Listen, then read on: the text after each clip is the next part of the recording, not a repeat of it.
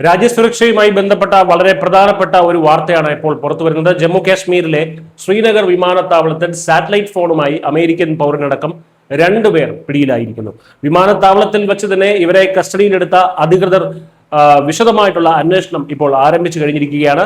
American പൗരനായിട്ടുള്ള Jeffrey Scott പ്രാതർ, ഇദ്ദേഹത്തോടൊപ്പം യാത്ര ചെയ്തിരുന്ന കൊൽക്കത്ത സ്വദേശി ഹൽദർ കൗശിക് എന്നിവരെയാണ് സുരക്ഷാ ഉദ്യോഗസ്ഥർ വിമാനത്താവളത്തിൽ വെച്ച് പിടികൂടിയത്. ഇവരുടെ ലഗേജിൽ നിന്നാണ് ഇന്ത്യയിൽ ഉപയോഗിക്കാൻ കർശന നിയന്ത്രണമുള്ള ഒരു സാറ്റലൈറ്റ് ഫോൺ കണ്ടെടുത്തത്. ഉദ്യോഗസ്ഥൻ നടത്തിയ പരിശോധനയിലാണ് മുൻകൂർ അനുമതിയില്ലാതെ കൊണ്ടുവന്ന വാർത്താവിനിമയ ഉപകരണം പിടിച്ചെടുത്തത്. ഇന്ത്യയിൽ ഏതു തരത്തിലുള്ള സാറ്റലൈറ്റ് ഫോണുകൾ ഉപയോഗിക്കണമെങ്കിലും കേന്ദ്ര ടെലികമ്മ്യൂണിക്കേഷൻസ് വകുപ്പിന്റെ മുൻകൂർ അനുമതിയും ലൈസൻസും ഒക്കെ വളരെ നിർബന്ധമാണ്.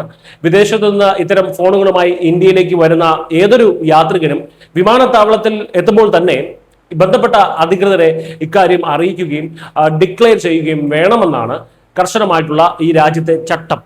ഈ നിയമങ്ങൾ പൂർണ്ണമായും ലംഘിച്ചുകൊണ്ടാണ് ഇവർ ഫോൺ കൈവശം വെച്ചത് എന്നുള്ളതാണ് ഏറ്റവും പ്രത്യേകം ശ്രദ്ധിക്കേണ്ട കാര്യം.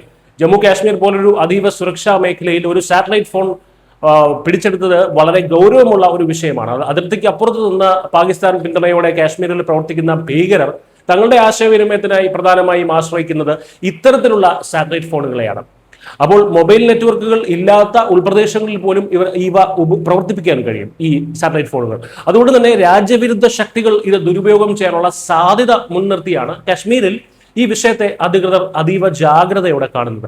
നിലവിൽ കസ്റ്റഡിയിലായ അമേരിക്കൻ പൗരനെയും കൊൽക്കത്ത സ്വദേശിയെയും രഹസ്യാന്വേഷണ ഏജൻസികളും പോലീസും ചേർന്ന് വിശദമായി ചോദ്യം ചെയ്തു വരികയാണ്.